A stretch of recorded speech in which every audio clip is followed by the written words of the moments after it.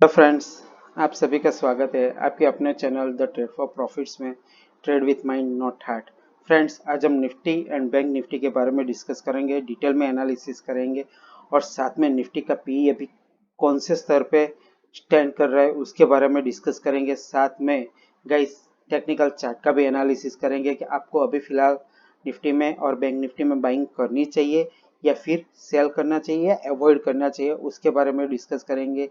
Guys, start करने से पहले अगर आप मेरे चैनल पे नए हैं तो please subscribe the trade for profits and press the bell icon for the regular updates, क्योंकि ऐसे ही मजेदार ट्रेडिंग आइडियाज और स्टॉक के बारे में इंफॉर्मेशन आपको डेली मिलती रहेंगी। And friends, subscribe my feature channel trade for wealth, वहाँ पे भी आपको ऐसे ही मजेदार ट्रेडिंग आइडियाज एंड स्टॉक के बारे में इंफॉर्मेशन मिलती रहेंगी। चलिए फ्रेंड्स, स्टार्ट करते हैं।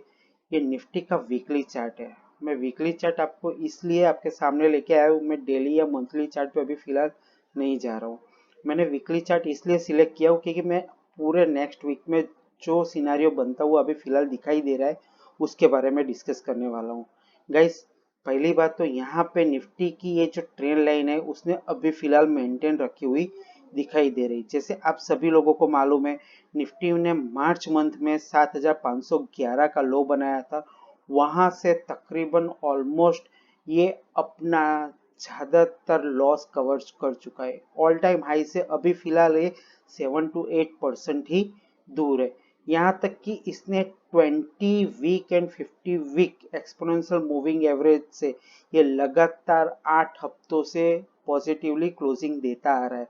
बीच में यहाँ पे आप देख सकते हैं 2 रेडेड कैंडल स्टिक है वीकली की, लेकिन इसका जो वीकली क्लोज है वो 20 week and 50 week exponential moving average के ऊपर ही फिलहाल बना हुआ है।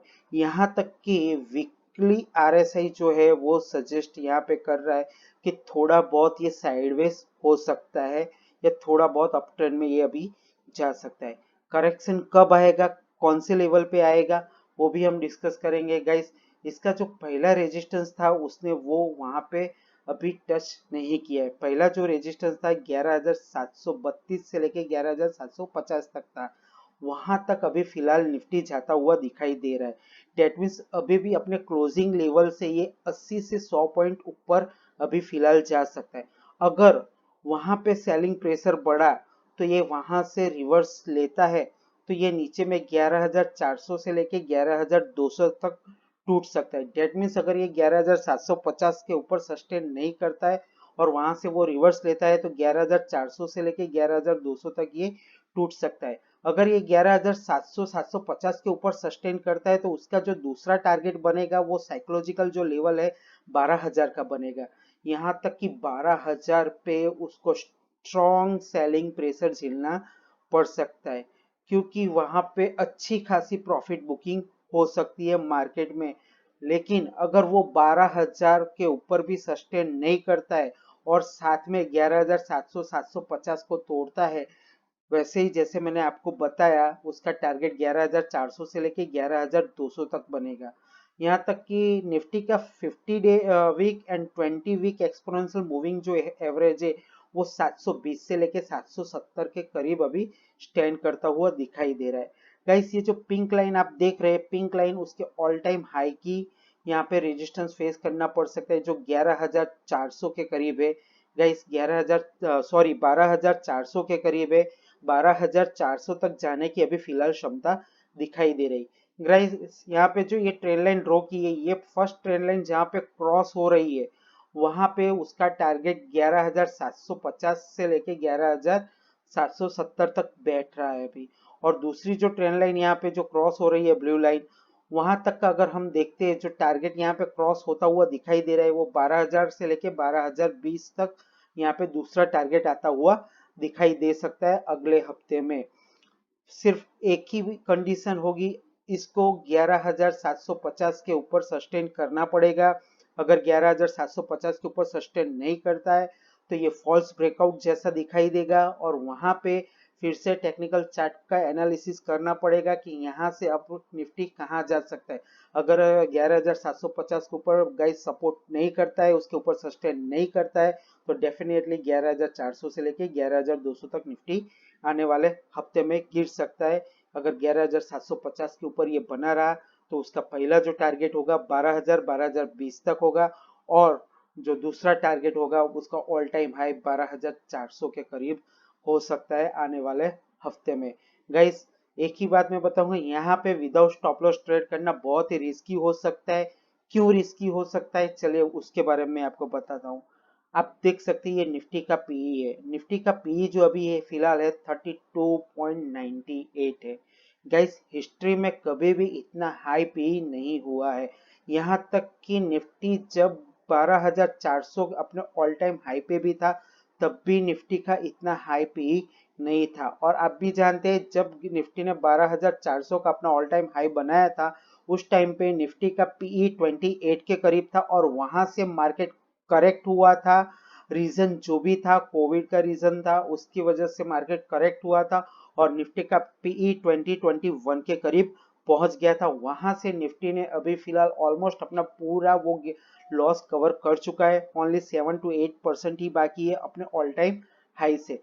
अगर निफ्टी के पी के हिसाब से देखते हैं तो यहाँ पे कॉशियस रहने की जरूरत है आपको। यहाँ पे अगर आप बाइंग भी करते हैं फॉर द टारगेट ऑफ 11,750 या 12,000 के टारगेट के लिए अगर आप बाइंग करते हैं, तो आपको स्टॉप लॉस, गाइस मैं चार्ट पे आपको फिर से ले चलता हूँ, आपको स्टॉप लॉस जो फ्राइडे का लो बनाया हुआ था गाइस, सॉरी, जो मंथ वीकली लो था, पिछले हफ्तों का जो वीकली लो था 11,400 का, वो आपको स्टॉप लॉस रखना चाहिए। और अगर यहाँ पे आप सेलिंग में बैठते हैं करंट लेवल पे 11,650, 670, इवन 700 तक अगर आप सेल करते हैं निफ्टी को, तो आपको स्टॉप लॉस 11,770 का रखना चाहिए।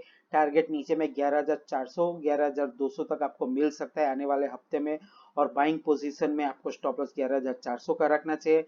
ऊपर में टारगेट 11,750 से लेके 12,000 तक का टारगेट अगले हफ्ते में आपको मिल सकता है। गाइस हम बैंक निफ्टी के चार्ट के ऊपर चलते हैं। बैंक निफ्टी का ये वीकली चार्ट है। वीकली चार्ट पे आप देख सकते हैं बैंक निफ्टी ने अपने मार्च मंथ का जो हाई था 24,075 के करीब था, उसके ऊपर निकल के यहाँ पे उसने क्लोजिंग दी है 24,523 के करीब इसका क्लोजिंग आया है।